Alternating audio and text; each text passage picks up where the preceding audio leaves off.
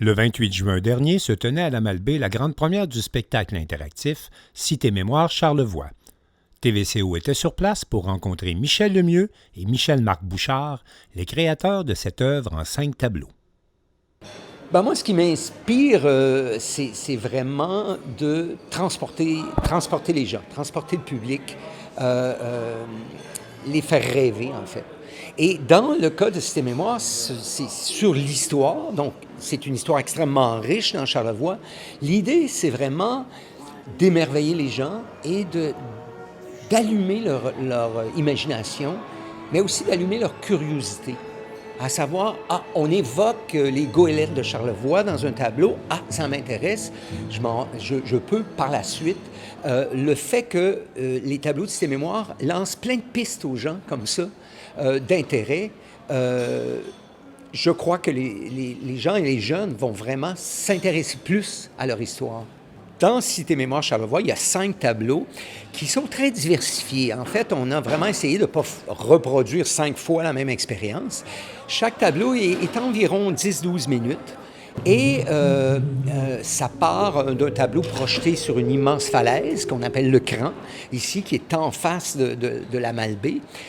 Ça va sur le sol. On a un tableau sur Menot Maître Draveur, donc le fameux roman qu'on a tous lu dans notre enfance, sur la Drave qui a pollué la rivière, puis la rivière qui a été nettoyée. Je dirais, si vous avez un tableau immersif, qu'on appelle, comme on fait un tableau ici qui s'appelle La Drave, qui est à partir de Menot Maître Draveur de Félix-Antoine Savard, et qu'on savait que c'était un tableau immersif, c'est-à-dire que vous allez marcher sur les pitounes, vous allez marcher sur la rivière, vous allez peut-être tomber dans la fosse eau, mais quand même, alors ce qui veut dire que je dois faire un texte qui est beaucoup plus narratif qu'un texte qui est de dialogue.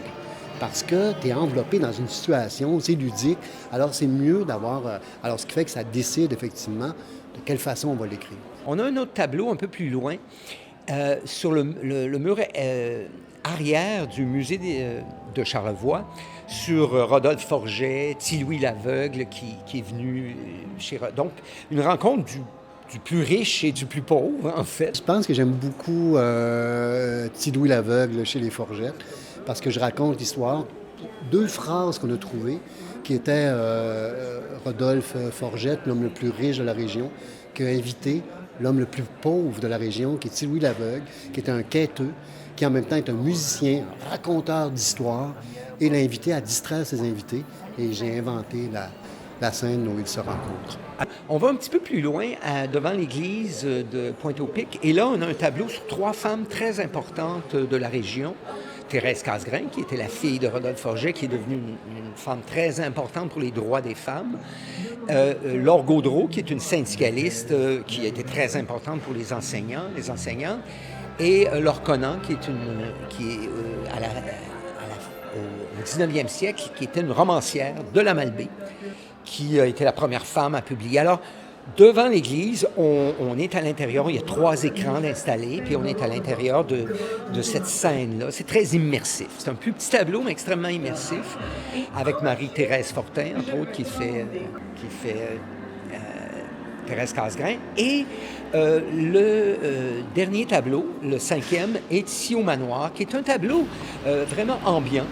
On arrive et on est accueilli par des gens de la Malbaie qui nous regardent. Alors, c'est très simple comme tableau, c'est des regards, un à la suite de l'autre. Il y a une bande sonore vraiment intéressante avec plein de musique. Et c'est un tableau qui en fait, nous souhaite la bienvenue dans Charlevoix. La comédienne Guylaine Tremblay, originaire de Petite-Rivière-Saint-François, prête sa voix au spectacle qui sera à l'affiche gratuitement 365 jours par année durant les 5 prochaines années. Ça parle beaucoup des gens d'ici, de leur courage, de leur force. Ça parle de la nature, du lien qu'il y a entre la nature et les gens de Charlevoix. Tu sais, ça correspondait à des images, pour moi, qui étaient réelles, tu sais, parce que comme moi, j'ai d'ici, mon père a navigué, mes oncles ont navigué, mes grands-parents, tu sais. Les femmes de Charlevoix, je les connais. J'ai été élevée par des femmes de Charlevoix, donc ça m'a fait très plaisir. L'invitation, c'est venez vous promener, en fait. Venez vous promener dans le temps. Vous avez une promenade sur à peu près 1,5 km. Chaque arrêt est environ 10-12 minutes. Vous téléchargez l'application gratuitement, Cité Mémoire, dans n'importe quelle sorte de téléphone, et vous écoutez le son. Je vous suggère d'apporter des écouteurs parce que le son est vraiment comme un film. C'est vraiment prenant. Et donc, quand vous arrivez sur le lieu, vous vous branchez sur l'application et vous entendez le son. Et donc, vous faites une promenade à la fois dans le paysage, mais à la fois dans l'histoire des lieux. Alors, toute la journée, vous pouvez prendre l'application et vous promener dans la région pour faire des points d'intérêt, pour faire ce qu'on appelle, j'arrive à Saint-Irénée, j'ai plusieurs voix qui vont me parler de l'histoire de Saint-Irénée. Alors, il y a une expérience de jour qui nous permet vraiment d'aller partout dans la région, Baie-Saint-Paul, Saint-Irénée, partout, et le soir, à la nuit tombée, il y a 5 projections à la Malbaie. Tout ça est gratuit. Alors, venez vous amuser dehors, profiter du paysage.